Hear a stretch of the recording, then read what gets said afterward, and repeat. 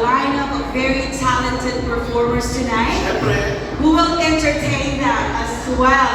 So without further ado, I know they are all already waiting. Let's start up with our first front act. okay, bago natin tawagin ang front at the number 1, makiulit na ulit natin ends yung ating house rules. Oh, the acting house rules.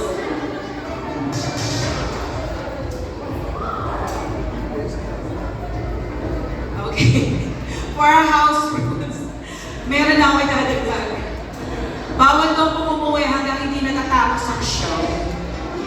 Dahil meron tayo May paraffol. mga gwardiya tayo dyan. Pag umuwi kayo, God, doble bayad nyo. Alright. At saka syempre dahil may paraffol tayo ng 75 inches TV.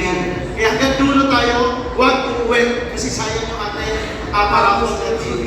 And also, sabi ko nga, ang ating mga bars ay open para sa lahat.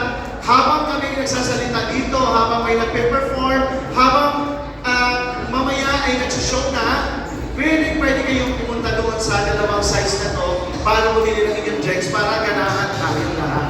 Okay? Yes, okay na.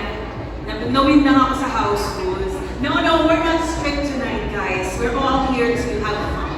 Okay? Yes. Okay, so let's start our front act. Okay, so without further ado, let's proceed to the front act.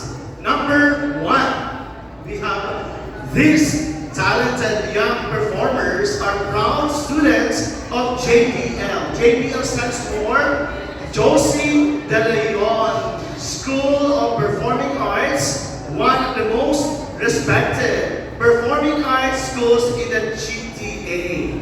Through hard work, dedication, and a passion for the arts, they continue to grow their talents in music, dance, and performance while building confidence, creativity, and lasting friendships. Please join us